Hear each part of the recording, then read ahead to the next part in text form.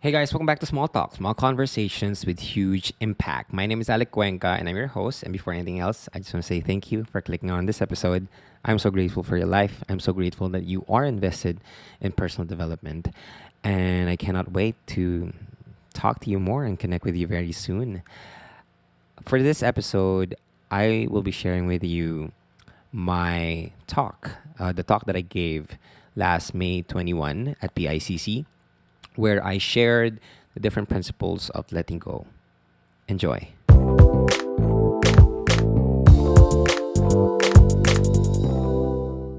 Unang-una sa lahat, I just want to say thank you to each and every single one of you for coming here. But before that, I just want to appreciate how amazing this event is. Sobrang dami ganda ng grounding natin na narinig natin from Jericho. Ganda ng lessons natin nakuha natin from Coach P. Ang ganda ng tawa at ng mga ngiti natin nakuha natin mula sa charisma ni Mike Balolong. And of course, Pearl Hung. The best. The best. And I'm so nervous right now. Dapat kasi nauna ako bago si Pearl eh. But no, this is actually a great event. And I'm so happy sa inyong lahat right now. Pero before anything else, let's take a deep breath in to take in all the lessons that we've learned from this event so far. Okay? Close your eyes. Inhale. Exhale. One more. Inhale. Exhale. Last one. Go deep. Inhale. Exhale. Now open your eyes. Open your eyes. And kagaya ni Pearl, hawakan niyo naman yung puso niyo. And in these heart-healing sessions, I want all of us to thank our hearts for beating. We've thanked a lot of things in this world, pero kailan natin huling pinasalamatan yung puso natin? Thank our heart. Thank you for making me alive. Thank you for supplying blood and oxygen sa katawan ko so I can be here right now. Thank you, thank you, thank you. And I want to thank each and every one of you for being here right now. This is an amazing event. And let me just pull up my screen. For today's topic, I am going to, unang-una sa lahat, bago pala ako magsimula, daming mic na first time ko magsalita. And naninibago ako, sobrang daming mic. So, pakisamahan niyo ako. But I want to talk about why holding on does more damage than letting go. By the way, sino nakikinig ng podcast ko? There's a lot of people listening to the podcast. So it's like a live podcast session. Nakita niyo na yung mukha ko. Nakakatawa ba? Okay. So, tinanong na kayo nilang lahat kung paano kayo ngayon. And I'm sure that you guys can all relate to the things that we're all talking about here. But I want to ask you once again, sino dito nakaranas ng heartbreak? Ang dami. Okay. So I think we can all agree that we have something in common. We all go through something that hurts us in the process. We all go through something, an event, a person, a situation that tears us completely, that breaks us down, that breaks our hearts. And if we can understand that, meron tayong isang mapupulot na lesson. Pain is constant. No matter where we are, bata man tayo, lumaki man tayo, pain is constant. No matter where you are, ano man ang status mo sa buhay, laging darating sa point na mahihirapan ka, na masasaktan ka. But here's the thing. Sino dito yung nasaktan na more than one time? More than 2 times? More than 3 times? More than 4 times? Okay. Sa mga nagtaas ng kamay, pakicheck nga yung puso nyo kung gumagana pa. Okay ba naman? Kaya pa? Okay. So if you understand that pain is constant, I think there's a bigger question to ask. Why is it that there are some heartbreaks that hurt more than the others? Balikan niyo yung mga times na nasaktan kayo sa buhay niyo. Hindi naman sila pare-parehas ng sakit. Merong mga times na mas masakit yung iba. Mas masakit yung ibang heartbreak, mas mahirap makalimutan, mas mahirap mag-move on, mas mahirap mag-heal. Bakit?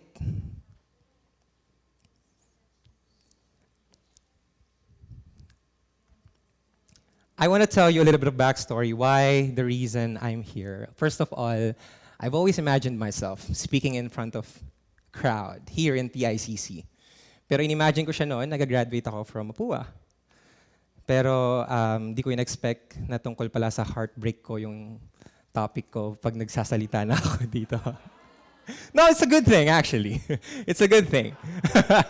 It's a good thing. It's just a weird thing, but I'm so, so grateful. So I want to tell you a little bit of my background, why I'm here standing in front of you. For the people who don't know me, let me tell you a little bit of my story. I fell in love at a very early age. Age 13, kinikilig na po ako. In love na po ako. Malandi na po ako. 13 years old, I fell in love at a very early age. And it was, it was puppy love. It was fun, it was exciting, it was a very young kind of love, and we lasted for a very long time. For the whole 4 years of our high school, we became the high school sweethearts. President siya ng student council, vice president po ako. Okay? We were the power couple, the high school sweetheart nung kapanahunan namin. So, when it came to a point that we need to decide, where do we go to college? She had plans to become a lawyer. I didn't have any plans in my life. Walang direction yung buhay ko. Wala akong gusto, wala akong pangarap. But then, my mother, who is present here ngayon, hi Ma! Hi. Okay, so my mother saw an ad from Mapua University. Sabi niya, 4 years engineer ka na. Sabi niya, ayaw mo yun, 4 years engineer ka na. Sige, doon ka na mag-enroll. Me, I didn't have anything that I wanted. Why not? Sige, go. So I went there. I stayed in Manila. For the first time, I was 16 years old. I didn't know what I wanted in my life. I didn't know kung kaya ko ba, kung hindi. And then, after ng first term ng Mapua, I was rewarded with 2 failing grades. I failed basic algebra and I failed basic trigonometry. The most fundamental subjects in engineering, I failed them. And that was the moment in my life that I lost my self-esteem. Sabi ko, I looked around. People around me were passing. What is wrong with me? Anong mali? And that's the moment that it became spiraling down. My life, started to spiral down. After 4 years, my girlfriend, back then, tumagal kami 7 years. Sorry, hindi ko tatalunin yung 12 years ni Mike. Mas matagal yung 12 years ni Mike. Okay? Sa amin, tumagal kami ng 11 years. 11 years. But then, she had other plans. She wanted to live the single life. She wanted to try, being alone in her own world. And I don't blame her. We've been together since 13 years old. Lahat ng ginagawa ko kasama siya. Lahat ng desisyon na ginagawa ko kasama siya. Lahat ng iniisip ko, kailangan isipin ko rin siya. Hindi ko sinunod si Skus Taklino, sinabi niyang,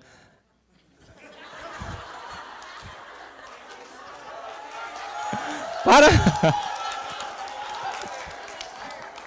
Okay. Ang init ng pangalan pala na magdahan-dahan ako sa mga sinasabi ko. Sorry.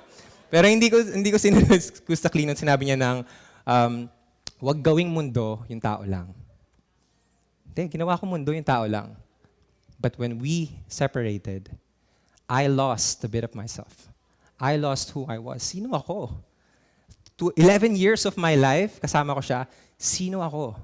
How would I go on in this life? How would I act? How would I think? Everything that I know in life, it was with her. Wala na. I lost my identity. And what happened is, I was young, I was naive, I was stupid. So I did what every young and naive and stupid kid would do. Once I got my heart broken, I wrecked my life even more. I didn't sleep right. I didn't eat right. I was very depressed. I couldn't focus on my school. I asked my mom if I could drop out. My mom, with all the kindness that she has, she said yes. But I didn't use that time to heal. In fact, I wrecked my life even more. I drank a lot. Meron pang streak for 21 straight days, lasing. I didn't know what I would do in my life. And the next part of that story became very, very dark. I hit my rock bottom, and I'm sure a lot of people here has hit their rock bottom in their lives. And you know what rock bottom is. Everything is black and white. I want this to end. Ayoko na. Tama na. Bakit ako? Nagmahal lang naman ako. Wala naman akong ginawang mali. And so what I did, what I planned is, you know what? There's nothing for me here in this world anymore. So at that point, I planned to end my life. I planned to end my story. I wrote my goodbye message kay Mama, sa mga ex ko, sa ex ko.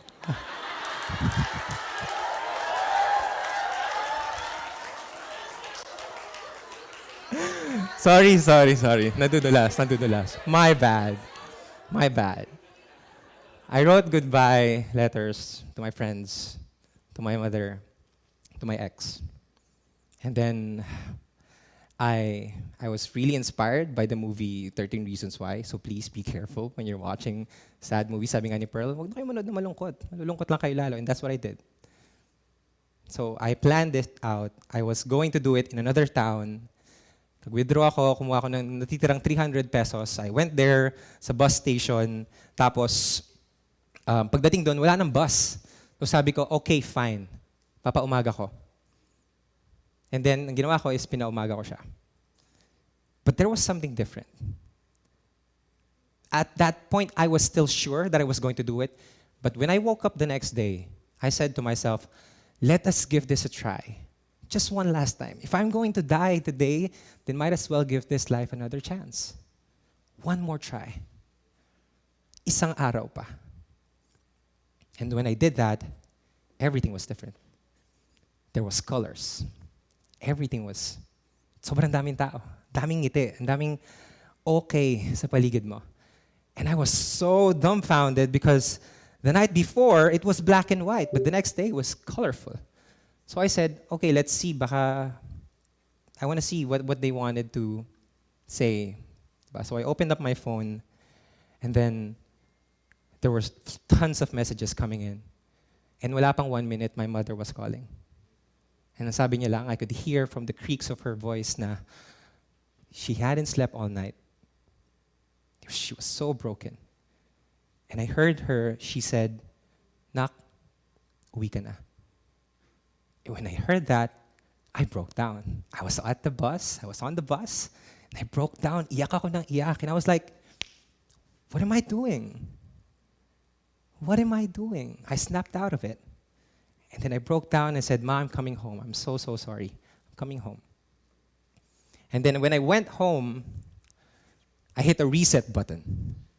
I said to myself, if I'm going to give this life another chance, then might as well make the most of it. I'm going to stop living in someone else's life. This is my life. I'm going to do whatever the hell I want. I'm going to do how I want to do it. I'm going to do when I want to do it. I won't let my worth be tied to some other people's decisions, thoughts, and words. I owe it to myself. So I hit the reset button. And looking back, now I understood why there are a lot of things, a lot of people who are suffering. Because alam natin sa lahat, we are all experiencing suffering, right? And so we all know that pain is constant. But there's one more aspect that makes the suffering even worse. What's that? Anybody can take a guess? What is the difference? Bakit may mga heartbreaks na mas masakit? Bakit merong okay lang, kaya naman? It's because even though pain is constant, There are a lot of us who are resisting the pain. Ayaw nating masaktan. Sinong gustong masaktan? Masakit masaktan. Pero mas masasaktan tayo kung aayawan natin. Kung pipilin natin na hindi para sa akin to. Hindi ayoko tong maramdaman. Hindi to totoo. The more that we resist, that pain is here, that the pain that we're feeling is supposed to be here in our hearts so that it could teach us something, the more that we will suffer. So if we want to lessen the suffering, pain, hindi natin yan matatanggal. Pero resistance, kayang-kaya natin bawasan yan. And as I've said, there's only one way that we can lessen the resistance. Is if we let go. We let go of the what should be's, the what could be's, the what ifs, and we accept what is. Masakit, oo. Mahirap, oo. Papaiyakin ka, oo. Pero yun yung katotohanan. We are in this position right now because we are experiencing pain. And I know, we all want to live in a perfectly peaceful life, na walang nasasaktan, pero that's not the world that we live in. Maybe in the afterlife, maybe in the next life, but right now, pain is here. And so every time that we look at pain, we don't try to look at it as something na it's not for us. Because pain is nature's way of changing us, of making us grow, of helping us be the person that we want to be. That's what pain is. Pansinin nyo, sa mga times na nahihirapan tayo, dun tayo mas lumalaki. Working out, no one wants to do the extra rep.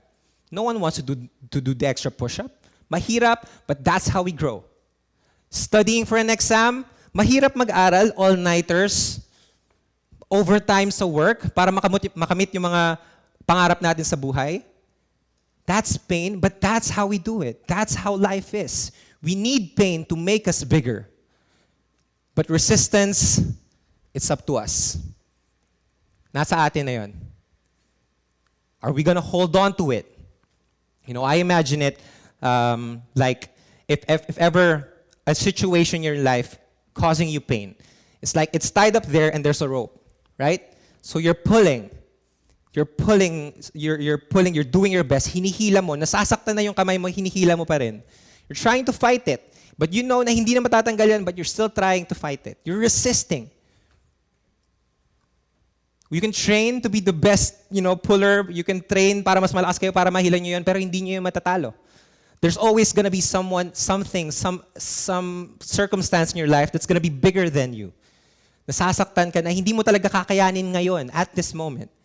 So what you will do, pansinin nyo, the more that you try to pull back the life that you thought you had, the expectations that you had before, the more that you want to bring that back in your life, the more na masasaktan ka.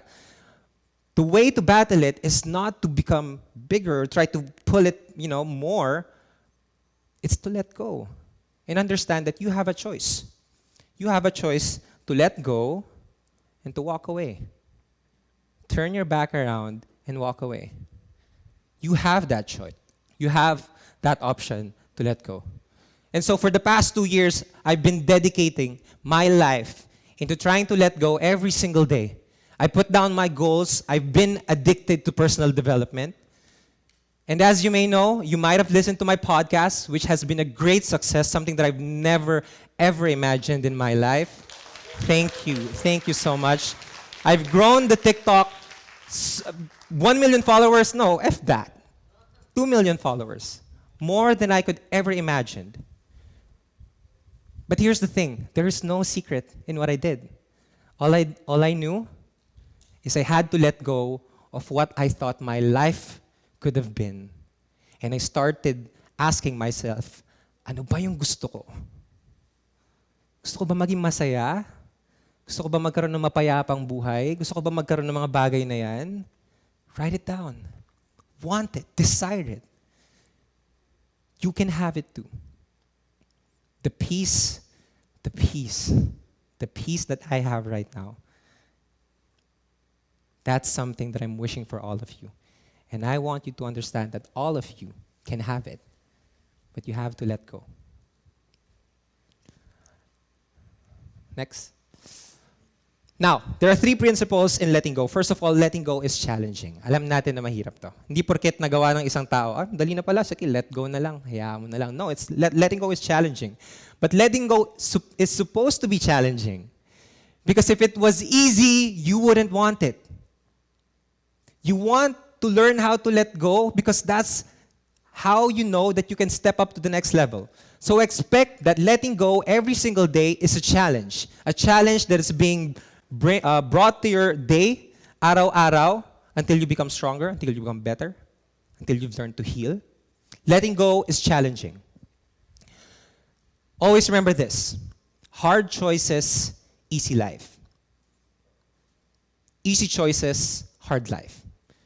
Pansinin nyo, yung mga bagay na alam nyo makakasama sa inyo, pag ginagawa nyo siya, masaya, masarap, madali.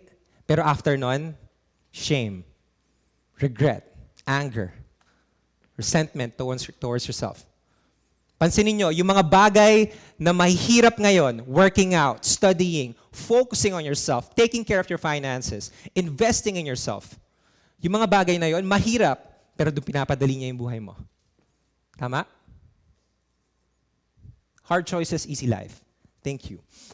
Easy choices, hard life. Next is letting go is painful. Pero as we said, pain is okay. Pain helps us grow. Pain teaches us a lot of things. And letting go is very painful. And I want you to allow yourself to grieve. For a lot of people here, may mga nagsasabi na ready na silang mag-let go.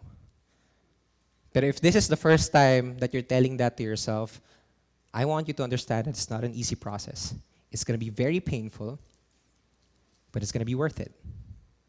And so please, if you're trying to let go of anything, hindi man tao, pangarap, minsan pangarap kailangan nating i-let go. Tama? Minsan mga plano natin kailangan nating i-let go. Tama? Pandemic, walang nanghiling nito. No one wanted this. But again, it happened. It's real. It's here. And it is very, very painful. And the reason why a lot of us are still hurting dahil dito sa pandemic because we didn't allow ourselves to grieve. And that's what happened when something is taken away from you. Pag natanggalan ka ng isang bagay sa'yo, whether pangarap yan, plano, tao sa buhay mo, kailangan mag-grieve ka. Allow yourself to grieve because in the process of growing, there's grieving. Grieving for your old self because you're killing your old self and you're letting your new self come into life. Allow yourself to grieve. And the last principle of letting go is letting go takes time.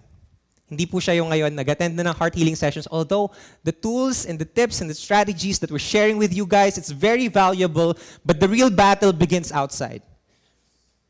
When you're out there, when you're all alone inside here, that's when it becomes very difficult.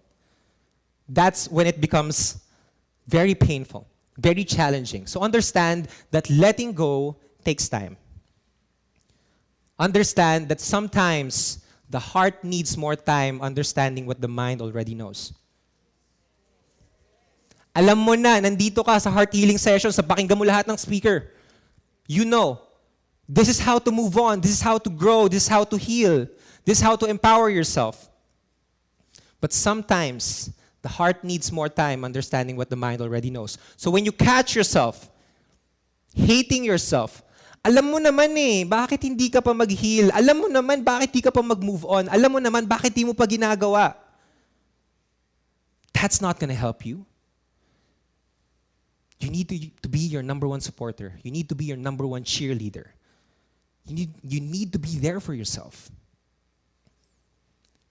So understand that your heart, it needs kindness. Hindi niya na kailangan na pagalitan mo siya. Kailangan niya ng kaibigan. Kailangan niya ng taong susuporta sa kanya. So the more that you hate yourself, that you're not getting how to do this healing thing that we're all doing. healing stuff that we're all doing. The more na pinapagalitan mo yung sarili mo, the more na mahihirapan ka. Be kind.